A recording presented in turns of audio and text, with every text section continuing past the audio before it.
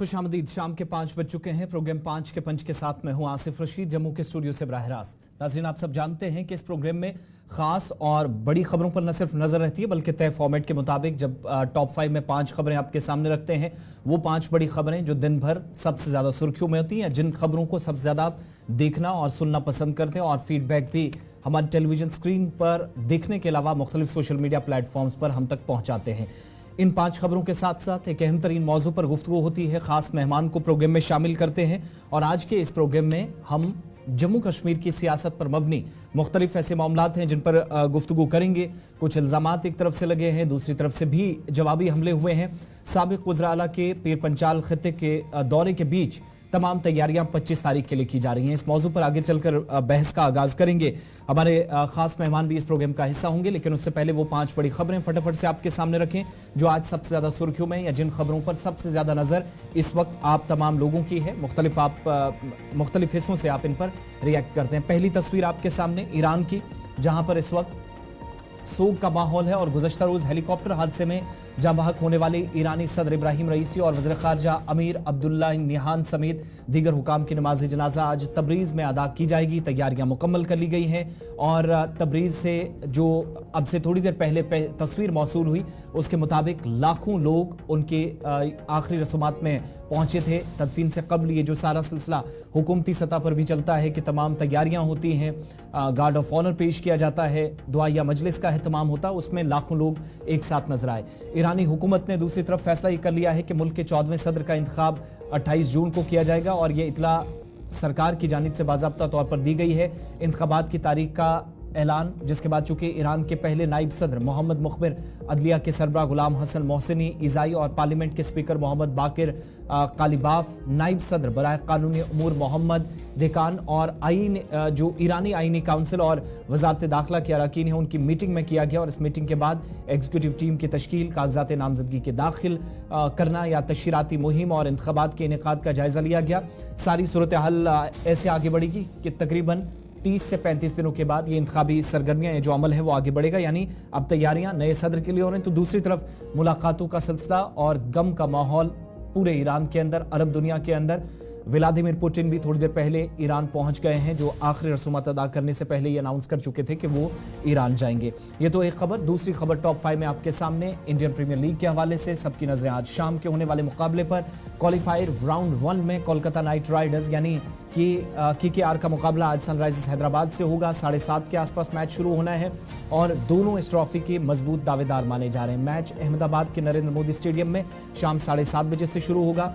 जो टीम ये मुकाबला जीतेगी उसको बराह रास्त फाइनल में रसाई हासिल हो जाएगी, जबकि हारने वाली टीम के पास जगह बनाने के लिए जो एलिमिनेटर्स हैं उनके फतह के साथ क्वालिफायर 2 में मुकाबला करेगा और IPL के प्ले ऑफ्स में दोनों टीमों के दरमियान ये चौथा मुकाबला है। दोनों टीमों के दरमियान इससे पहले गुज़श्ता 3 मैच जो खेले गए उसमें सनराइजर्स हैदराबाद पलड़ा उसका भारी रहा है। आज सबकी नजरें हैं क्योंकि इंडियन प्रीमियर लीग खत्म होते ही अगला जो हदफ होगा वो तमाम लोगों का होगा। सबकी नजरें जो हैं वो रहनी है वर्ल्ड कप पर। तीसरी खबर आपके सामने रखेंगे जम्मू कश्मीर के हवाले से बात, क्योंकि लेफ्टिनेंट गवर्नर के दफ्तर में आज मुलाकातों का सिलसिला जारी रहा। इस बीच जो सूरत हाल रही उस पर भी हम चलेंगे आगे, लेकिन रफा की तस्वीर आपके सामने जहां पर हालात इंतहाई ख़राब है और मुसलसल इलाकों से लोगों के घर बार छोड़ने का सिलसिला भी जारी है। अभी तक की जानकारी के मुताबिक 90,000 के आसपास लोग जो शुरुआती लम्हात में छोड़कर गए थे उसमें 30,000 का और इजाफा कर दिया गया है और इस तरीके से ये तादाद बढ़कर अभी से, यानी जिन लोगों ने घर बार रफा के अंदर छोड़ दिया है, गजा और हमास के दरमियान जंग को ये 8वां महीना चल रहा है और 8वें महीने में 38,000 लोगों की जान जा चुकी है। मुख्तलिफ इलाकों के अंदर जहां पर लोग अभी जब कुछ भी नहीं बचा था तो शायद कुछ एक हिस्सों में थोड़ा सा ऑप्शन बचा था कि बैनुल-अक़वामी सतह पर इमदाद की जा रही है, वहां पर ट्रक्स आ रहे थे, उन लोगों की मदद हो रही थी, किसी न किसी तरीके से जिंदगी गुजार रहे थे, लेकिन ये लोग भी अब हिजरत करने पर मजबूर हुए हैं। ऐसी सूरत हाल बनी है और दूसरी तरफ अब इसराइल के जो वज़ीर-ए-आज़म हैं Benjamin Netanyahu, international criminal court की तरफ से भी उनके खिलाफ गिरफ्तारी वारंट जारी किया गया है, जिसकी शदीद अल्फाज में मजम्मत भी यूरोपियन ममालिक की जानिब से की जा रही है। चौथी खबर जम्मू कश्मीर के बाद, जहां पर गोदरेज इंडस्ट्रीज ग्रुप के एक वफद ने आज जम्मू कश्मीर के लेफ्टिनेंट गवर्नर मनोज सिन्हा से राजभवन में मुलाकात की और इस वफद की क़यादत ग्रुप के एग्जीक्यूटिव डायरेक्टर जजीस गोदरेज कर रहे थे। और तफसीलात के मुताबिक वफद लेफ्टिनेंट गवर्नर के साथ मौजूदा जो सरमायाकारी या जम्मू कश्मीर में अपने कारोबारी मंसूबे हैं उनको मजीद वसअत देने पर तबादला ख्याल कर रहा था।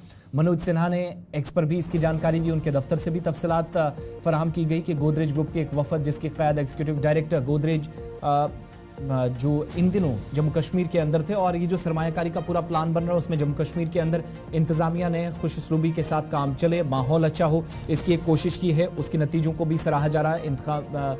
इंतखाबात के दरमियान ये सारी सरगर्मियां हुई हैं, लेकिन गोदरेज क्या कोई इंडस्ट्री कायम करने या मजीद पैसा जम्मू कश्मीर के अंदर खर्च करने के हवाले से कदम उठाएगा, इस पर भी सबकी नजरें रहेंगी, क्योंकि कुछ दिनों के बाद हो सकता है पेशरफ्त हो इस मुलाकात के बाद। पांचवी खबर टॉप 5 में जम्मू कश्मीर के अंदर मुल्क के बाकी हिस्सों की तरह शुमाली भारत में जहां पर रेड जोन में पंजाब, हरियाणा, दिल्ली और राजस्थान को रखा गया है, जम्मू कश्मीर में भी फिलहाल बुनियादी तौर पर खुश्क मौसम से किसी भी तरीके से राहत नहीं मिली है।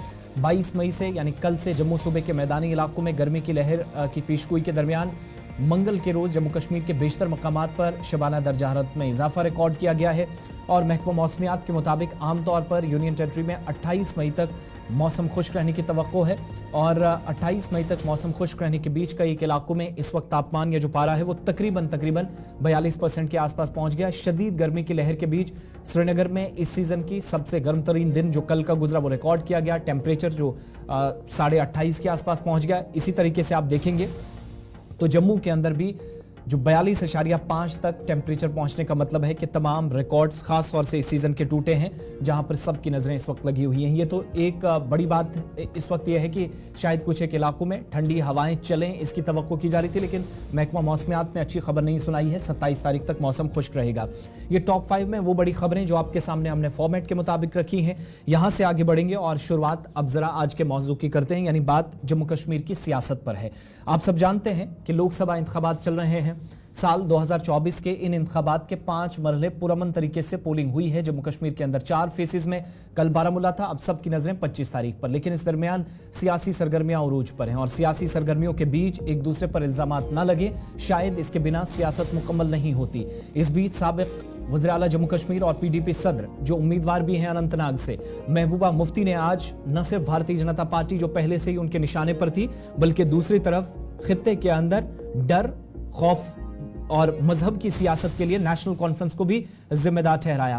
पीर पंचाल के अंदर इन दिनों मुख्तलिफ सियासी जमातों के लीडरान जो कैंपेनिंग का हिस्सा है, महबूबा मुफ्ती रोड शो कर रही थी, सैयद अल्ताफ बुखारी जो कि पार्टी वर्कर्स के एक कन्वेंशन से खिताब कर रहे थे, अच्छी खासी तादाद में तमाम लोगों के साथ तमाम रैलियों में लोग नजर आ रहे हैं। और तमाम जमातें आज अवाम के दौरान ये कहती हुई नजर आई, वो वादा बंद है कि सब कुछ ठीक रहेगा, लेकिन रिवायती सियासत से आपको हटना है। बेशतर वो लोग जिनको बीजेपी हम ख्याल जमातें भी कहती रही, लेकिन ये जो इल्जामात लगे ये बड़े संगीन थे, जहां पर महबूबा मुफ्ती कहती है कि खित्ते के अंदर एक खौफ की लहर पैदा की गई है, महबूबा मुफ्ती को हराने की कोशिशें हो रही हैं, जबकि नेशनल कॉन्फ्रेंस पर इल्जाम लगाया कि उन्होंने खित्ते के अंदर मजहबी सियासत को फरोग दिया है। अब जन्नत जहन्नम, आप इस दरबार की टिकट लें, उस दरबार की टिकट लें, इस तरह की बातों के बीच वोट की सियासत इतनी इस हद तक पहुंच गई है कि जाती हमले भी शुरू हो गए हैं, ये सारे इल्जामात लगे हैं। लेकिन दूसरी तरफ आप देखेंगे भारतीय जनता पार्टी जो मैदान में नहीं है, लेकिन सपोर्ट जम्मू कश्मीर अपनी पार्टी के लीडर को कर रही है और मुख्तलिफ इलाकों के अंदर प्रोग्राम्स, रैलियां, जब भी कभी मीटिंग्स होती हैं तो ज़रूर अब तक जो दबे अल्फाज में कहा जा रहा था वो खुलकर कहा जा रहा है। इससे पहले अपने मेहमानों के पास चलें, ये जो सारी सूरत हाल है, जिस हिसाब की सियासत हो रही है, जिस हिसाब से वोटरों को लुभाने की कोशिश हो रही है, इस ताल्लुक से गुफ्तगू करेंगे। अपने मेहमानों को भी प्रोग्राम में ज्वाइन कर रहे हैं, उनके पास चलेंगे, लेकिन पहले महबूबा मुफ्ती की तरफ से जो इल्जामात लगाए गए और उस पर रिएक्शन भी लेंगे। लेकिन पहले PDP सदर को सुनिए जो अनंतनाग राजौरी पार्लियामेंट्री कॉन्स्टिट्यूंसी से नामजद उम्मीदवार हैं पीपल्स डेमोक्रेटिक पार्टी के। बहुत सारे लोगों की ख्वाहिश थी कि हम पर्सनली मिलना चाहते हैं, इसलिए काफी डेलीगेशन से मैं मिली और मैंने महसूस किया कि यहाँ माहौल जो है बहुत ही ज्यादा डरावना बनाया गया है।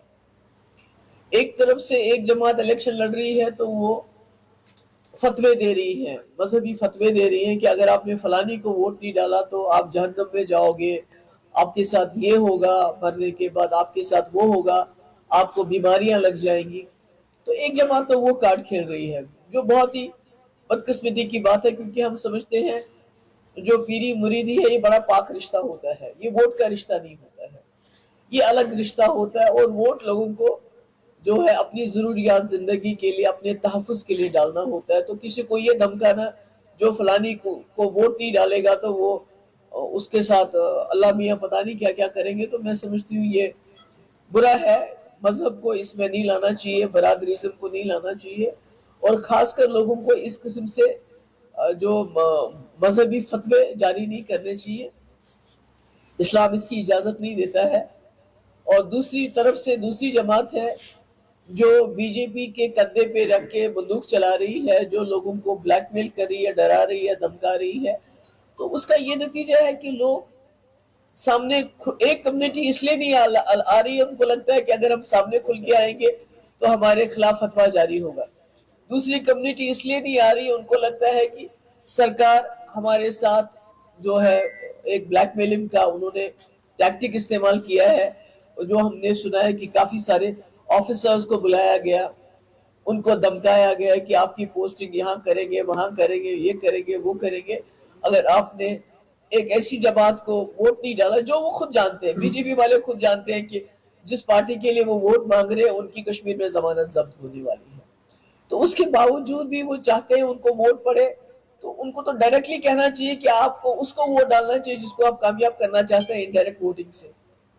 तो मुझे लगता है कहीं ना कहीं दोनों का जो है कहीं जो है वो एक ही पॉलिसी अपनाई हुई है। एक फतवे के जरिए धमकी दे रही है और दूसरी सरकार का इस्तेमाल करके धमकी दे रही है। पर हैविंग सेड दैट, जो मेरे से कल चलिए, पीडीपी सदर महबूबा मुफ्ती जो आज पुंछ के अंदर इस वक्त हैं, अल्ताफ बुखारी भी पुंछ के, और वहां से उन्होंने साउथ कश्मीर का रुख किया थोड़ी देर पहले, और मुगल रोड के जरिए ये तमाम लोग जो हैं वो इस वक्त तमाम पार्टियों के कायदीन इस वक्त कैंपेनिंग का हिस्सा बन रहे हैं, पीर पंचाल के अंदर पहुंच रहे हैं। 18 लाख के आसपास वोटर्स, और ये 18 लाख वोटर्स 21 उम्मीदवारों की किस्मत का फैसला करेंगे। लेकिन 4 नाम काबिल जिक्र, या 4 पार्टियां, जम्मू कश्मीर अपनी पार्टी, नेशनल कॉन्फ्रेंस पीडीपी और डेमोक्रेटिक प्रोग्रेसिव आज़ाद पार्टी, जो इस बार इस पूरी लिस्ट में आप 21 उम्मीदवारों में देखेंगे वो सबसे आगे हैं। शुरुआत जरा करते हैं, बहस को जरा आगे बढ़ाएंगे, और ये जो बयानात आ रहे हैं इन पर मुख्तलिफ सियासी जमातें क्या रद्द-ए-अमल जाहिर करती हैं, क्या उनका ओपिनियन है, और किस तरीके से ये जो इल्ज़ामात हैं, जो बुनियाद बनाई जा रही है, फिर अवाम के दौरान जाकर, दरमियान जाकर जो रैलियां हो रही हैं, प्रोग्राम्स हो रहे हैं, वहां जिस हिसाब से हम देख रहे हैं कि इन दिनों मजहबी नारे या जज्बाती बातें की जा रही हैं, क्या इससे वाकई में वो जो अगराज़ व मकासद हैं कि वोटर टर्नआउट अच्छा हो, उसकी उम्मीद या बेहतरी की उम्मीद की जा सकती है या नहीं? इस ताल्लुक से बात करेंगे। हमारे साथ 4 खास मेहमान इस प्रोग्राम में ज्वाइन कर रहे हैं। चारों इस वक्त हमारे पैनल पर मौजूद हैं। इरफान मनहास साहब जम्मू कश्मीर अपनी पार्टी के तर्जुमान हैं, बहुत शुक्रिया आपका वक्त देने के लिए 5 के पंच में, और खुश आमदीद आपको कहेंगे। एजाज अहमद जान साहब हैं, जम्मू कश्मीर नेशनल कॉन्फ्रेंस के सीनियर लीडर हैं, साबिक रुकन असेंबली हैं, हमें इस वक्त पीर पंचाल खित्ते से ज्वाइन किए, बहुत शुक्रिया और वेलकम एजाज साहब आपका भी।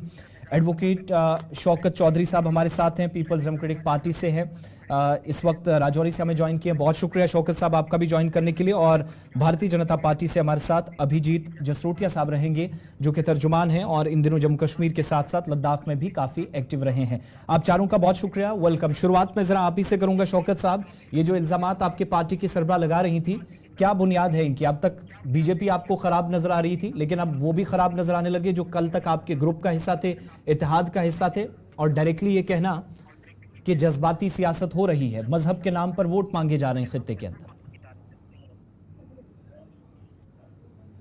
देखिए, मेरा ये कहना है कि राजौरी और पुंछ में जो इस इलेक्शन में हमने देखा है जी, वो हिस्ट्री में कभी ना इससे पहले देखा है और ना उम्मीद नहीं रखते हम कि इसके बाद जो है वो देखने को कभी मिलेगा। आप देख लीजिए कि यहाँ पर वो सारी कोशिशें की जा रही हैं जिससे यहाँ पीडीपी की जो कैंडिडेट हैं उनको किसी तरीके से जो है वो रोका जाए। नेशनल कॉन्फ्रेंस की अगर बात करें तो नेशनल कॉन्फ्रेंस के जितने भी लीडर्स हैं, जैसे प्रोग्राम होते हैं, कोई पब्लिक मीटिंग है, रैली है, कुछ है, तो उसमें एक अलग अंदाज से जो है वो लोगों को जो है वो बरगलाने और लोगों को पता नहीं क्या क्या कहा जाता है कि आप अगर नेशनल कॉन्फ्रेंस को अगर वोट डालेंगे आपको जन्नत का टिकट मिलेगा, आप किसके झंडे के तले से उठाए जाएंगे, यहाँ पर रात को जो है वो जन्नत और फरिश्ते उतरेंगे, वो वोट डालेंगे। तो इस तरह की बातें जो हैं वो इलेक्शन में की जा रही हैं। दूसरी तरफ आप ये देखिए कि गवर्नमेंट मशीनरी को जो है वो इस्तेमाल किया जा रहा है। लोगों को जो है वो एक पर्टिकुलर कम्युनिटी के लोगों को जो है यहाँ डराया धमकाया जा रहा है कि आप एक पर्टिकुलर पॉलिटिकल पार्टी के हक में जो है वो अगर वोट नहीं डालेंगे तो आपके जो लोग हैं उनको हम जो एम्प्लॉयज हैं उनकी पोस्टिंग हम ऐसे कर देंगे, हमने आपको ये वाला जो तोहफा दिया था इसको आप बचा नहीं पाएंगे। तो ये एक जो ब्लैकमेलिंग का सिस्टम और ये जो इमोशनल टच जो दिया जा रहा है ये इससे पहले कभी नहीं देखा गया है। लेकिन ये सारी हम तो ये कहते चीजें हैं बिल्कुल कि अब हम देख रहे हैं 48 से 72 जमहूरी घंटे निज़ाम बाकी को- हैं इस कैंपेन में, और जब हम 25 तारीख को इलेक्शंस की तरफ जाएंगे, ये जो नेशनल कॉन्फ्रेंस को या पीडीपी को एक साथ हदफ तनकीद बनाना, ये मैं पीडीपी का एक तरह से डर मानूं या डर समझूं, क्योंकि आप तो अभी तक कह रहे थे कि खित्ते के अंदर बहुत ज्यादा असर है, महबूबा मुफ्ती या उनके आसपास बहुत हिमायती हैं, बड़ी तादाद में लोग पहुंच रहे हैं। साउथ कश्मीर के अंदर भी आपकी पार्टी के सरबराह से लेकर दीगर तमाम लोगों का बहुत सारे एरियाज हैं जो गढ़ रहे हैं। फिर ये खौफ किस बात का? ब्लैकमेलिंग क्या कहीं वो शिकस्त का कहीं डर तो नहीं है? बिल्कुल भी नहीं, एब्सोल्युटली नॉट। मैं ये कह रहा हूं कि ऐसी कोई बात नहीं है, चाहे राजौरी हो डिस्ट्रिक्ट, चाहे पुंछ हो, चाहे कश्मीर का हिस्सा हो। हमें पूरी उम्मीद है जिस तरीके से लोग महबूबा मुफ्ती जी को यहाँ पर सपोर्ट कर रहे हैं, जिस तरीके से महबूबा मुफ्ती के साथ लोगों का सपोर्ट है, ताउन है, और हमारी पार्टी जो है वो इससे पहले आप देखेंगे 2014 के इलेक्शन में हमने यहाँ से जो है वो हमारे पास असेंबली की 3 जो है नशिस्तों पर हमने जीत हासिल की है। यहाँ का जो है बच्चा महबूबा मुफ्ती के साथ है, ऐसी डर वाली कोई बात नहीं है। लेकिन जो चीजें हमारे सामने आ रही हैं, जो कोशिशें हो रही हैं, जो जमहूरी निजाम को तहस नहस करने की कोशिशें हो रही हैं, जो जमहूरी कदरों को खत्म करने की कोशिशें हो रही हैं, हमारा कंसर्न वो है। ठीक है, मैं आपके पास दोबारा लौटूंगा। जरा इरफान साहब से भी एक रिएक्शन ले लेते हैं। इरफान साहब, ये जो कहा जा रहा है कि मजहब की बुनियाद पर सियासत हो रही है, आपको लगता है ये दुरुस्त है? आपके वालिद साहब भी इस सीट से इंतखाबात का हिस्सा हैं और इस बार चुनाव लड़ रहे हैं, काफी गहमा गहमी पूरे खित्ते के अंदर है।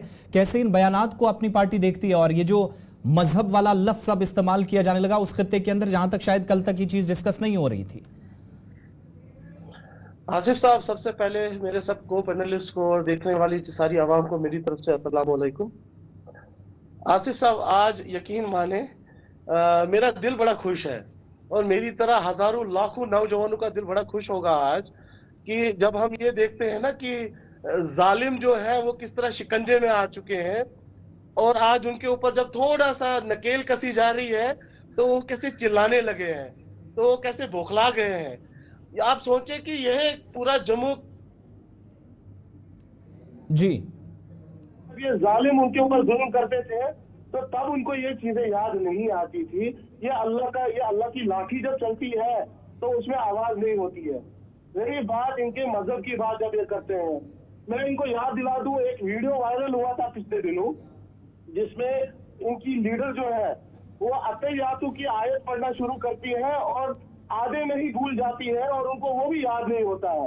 तो आप देखें, जिनको मजहब में ये नहीं पता कि आयत कैसे पढ़नी है, वो मजहब की बात कर रहे हैं। फिर इनके मैंने बहुत सारे, आप ये पता करवा ले ग्राउंड से, आप मीडिया वाले हैं, आप जाएं और ग्राउंड पे इस चीज की पूरी इंफॉर्मेशन भी ले और सच्चाई भी पता करें कि इनके जो नीचे ग्राउंड लेवल के जो लीडर हैं वो छोटा सा कुरान अपने जेब में रखते हैं और 7 बजे के बाद वो लोगों के पास जाके उस कुरान के ऊपर हाथ रखवाते हैं और बोलते हैं कि आपको इस कुरान की कसम है वोट सिर्फ इस जमात को डालना, क्योंकि बाकी लोग जो है वो सब जो है इसके हकदार नहीं है। अब आप खुद ही सोचिए कि ये किस तरीके से इस्तेमाल कर रहे हैं पूरे मजहब का। मैं वही कह रहा हूँ ना, मैं वही कह रहा हूँ। तीसरी बात, क्या ये सही है आसिफ साहब? क्या ये सही है? तीसरी बात बताता चलूं, जब इनके मुंह से ये बात निकलती है कि कोई जमात जो सेंटर में है ये जी कम्युनल जमात है, क्योंकि ये किसी पर्टिकुलर कम्युनिटी की या एक मेजॉरिटी की बात करते हैं, जब इनकी नजरों में वो कम्युनल होते हैं, तो जब ये यहाँ पे किसी तरीके की बात करते हैं जो कम्युनल लाइंस पे होती है, तो वो इनके लिए जायज कैसे हो गई? ये इनकी कथनी और कनी में हमेशा फर्क कर रही है। अब इनके मैं सुन रहा था, इनकी लीडर साहिबा जो है बोल रही थी कि कश्मीर में किसी का खाता नहीं खुलेगा। तो देखिए अल्लाह ताला क्या करता है, किसका खाता खुलता है, चलिए किसका नहीं उसके खुलता उसके है। लिए हमें अभी इंतजार करना होगा। मैं जरा एजाज साहब से भी एक रिएक्शन ले लूं और उसके बाद अभिजीत साहब भी हैं। नेशनल कॉन्फ्रेंस खित्ते के अंदर एजाज साहब आप तक आवाज पहुंच रही है? एजाज साहब आप सुन पा रहे हैं?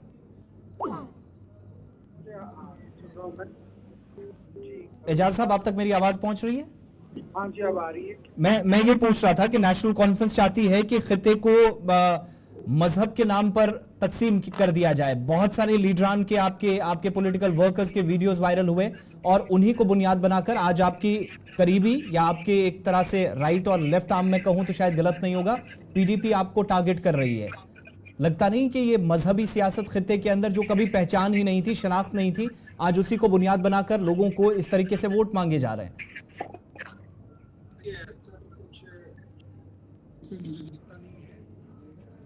डेमोक्रेटिक सेक्टर जी अपने अपने फॉर्म भरे और अपने के सभी उतरे हैं। नेशनल कॉन्फ्रेंस का एजेंडा और पॉलिसी सबके सामने क्लियर है और खास करके ये जो इलेक्शन 5 अगस्त 2019 के बाद पहला बड़ा इलेक्शन है, तो लोग अपनी राय और अपना यकीन उस जमात पे दिखा रहे हैं जिसपे उनको यकीन है। और जिन जमातों की वजह से जम्मू कश्मीर को नुकसान हुआ, जम्मू कश्मीर की ये हालत हुई, अब अच्छी हुई या बुरी हुई, ये तो जमातें कह रही, कुछ कहती है अच्छा हुआ, कुछ होता है बुरा हुआ। तो मुझे लगता है हमें इंतजार करना चाहिए, जम्मू कश्मीर की आवाम फैसला करेगी कि क्या अच्छा हुआ क्या बुरा हुआ। और जहाँ तक ये सवाल है मजहब की बात है, ऐसी कोई बात कहीं नहीं है। हमारी तकरीर, हमारी बातें, हमारे प्रोग्राम्स वो सारे एक हिस्टोरिक प्रोग्राम्स हो रहे हैं और अपोजिशन को दिक्कत ये हो रही है कि लोगों का सैलाब नेशनल कॉन्फ्रेंस की तरफ मुड़ रहा है।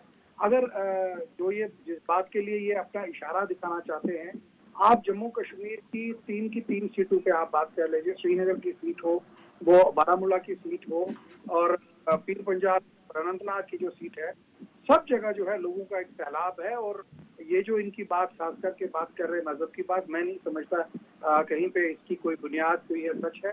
लेकिन हाँ, ये शौकत साहब कह रहे थे कि बहुत ज्यादा लोग आपकी रैलियों में आ रहे हैं, लेकिन जब हम प्रोग्राम करने जाते हैं तो वहां कोई आता ही नहीं, क्योंकि या तो ग्रुप्स या फिर रिलीजन के नाम पर तकसीम कर दिया गया और जिम्मेदार बीजेपी के साथ नेशनल कॉन्फ्रेंस भी बराबर की है। मैं आपको बताऊं कि लोगों का सैलाब खाली पीर पंजाल और अनंतनाग में नहीं है, बारामूला में भी था और श्रीनगर का जो है यही हाल था। हर जगह लोगों का एक सैलाब है।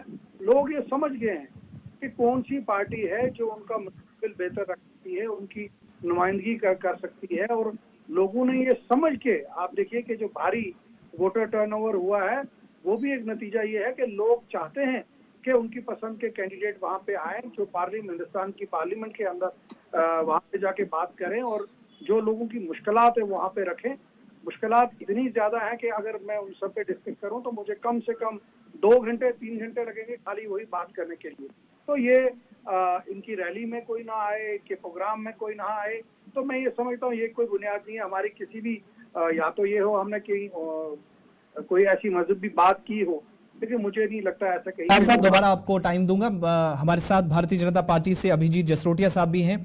जसरोटिया साहब, आप पूरे सिचुएशन को, आप ओपनली मैदान में पहले नहीं थे लेकिन सिचुएशन को बहुत क्लोजली मॉनिटर कर रहे थे, लेकिन ये जहां पर पॉलिटिकल पार्टीज लड़ रही थी, आपने कहा कि बीजेपी इस सारी लड़ाई के बीच उन लोगों के साथ जाएगी जो हम ख्याल जमाते हैं, जो आपकी सोच, आपके विचार या जो आप सोचते हैं उसके आसपास सोचते हो। या हम ख्याल की जरा डेफिनेशन क्या होती है वो बता दीजिएगा, क्योंकि जब इलाके के अंदर आज लड़ाई चल रही है तो वहां पर बीजेपी को कहा जा रहा है, एक लफ्ज इस्तेमाल हो रहा है कि बेगानी शादी में अब्दुल्ला दीवाना। आपका कोई काम ही नहीं है। देखिए जी, अब्दुल्ला किनके पास है और कौन दीवाना है वो तो वही पार्टी बता सकती है जिनके पास है।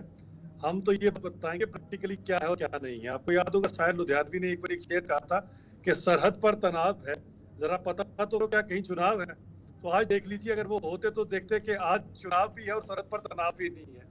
और ये किसकी वजह से पॉसिबल है? क्योंकि भारतीय जनता पार्टी की सरकार है, नरेंद्र मोदी जैसा प्रधानमंत्री है कि किसी की हिम्मत नहीं है कि हमारी सरहदों की तरफ कोई देख भी सके। और ये क्यों हो सका? क्योंकि हमने जिस तरह से सबका साथ सबका विकास तो सबका विश्वास के चलते जो काम किया, और खासकर 5 अगस्त 2019 के उस ऐतिहासिक दिन के बाद जब हमें 370 से निजात मिली, और आज आप देख लीजिए 38% के बाद 50% से ज्यादा, और अब मुझे लगता है 60% से ज्यादा पोलिंग होगी अनंतनाग पुंछ की कॉन्स्टिट्यूएंसी के ऊपर। कारण ये है कि बम गोली बंदूक का जो खौफ था, जिसके कारण ये लोग सिर्फ 5% और 7% की वोटिंग से MP MLA बजाया करते थे, वो जमाना अब चला गया। लेकिन ये जो साउथ वाली सीट है, ये बड़ा दिलचस्प मुकाबला है। फॉर्मर मिनिस्टर हैं, फॉर्मर चीफ मिनिस्टर हैं, आपके मंत्री, आपके इंचार्ज, आपके स्टेट प्रेसिडेंट, तमाम लोग जी जान यहां पर लगा रहे हैं। फायदा क्या है बीजेपी को इस सीट से? अगर नेशनल कॉन्फ्रेंस को ही आप या पीपल्स डेमोक्रेटिक पार्टी को आप कह रहे हैं कि हारना चाहिए, वही मैं कह रहा था, ये हम ख्याल जमातें क्या होती हैं? देखिए, आपको एक बात बताता हूँ कि स्वर्गीय अटल बिहारी वाजपेयी जी कहा करते थे कि सरकारें आती जाती रहती हैं, पार्टियां बनती बिगड़ती रहती हैं, लेकिन देश रहना चाहिए।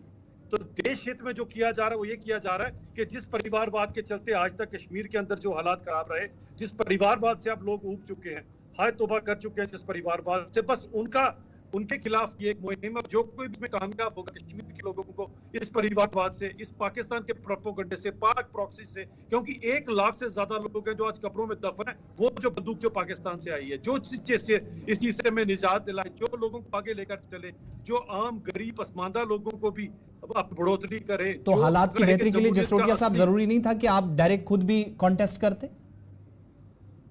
मैंने आपको पहले कहा ना, हमारे लिए सीटों पे लड़ना या हमारे लिए किसी चीज को वो करना, हमारे लिए मेन ये है कि ये जो परिवारवाद वाली पार्टी है जिसके कारण हमारा नुकसान हुआ है, बस ये कामयाब नहीं होनी चाहिए, बाकी जो भी कामयाब होता है वो चलिए ठीक है, समझ आ गई बात आपकी। वक्त छोटे से ब्रेक का है, मैं इस बातचीत को कंटिन्यू करेंगे ब्रेक के उस पार। चारों मेहमान और सब पैनलिस्ट से दोबारा वक्त उन्होंने दिया है, उनसे दोबारा रिएक्शन लेने की कोशिश करेंगे।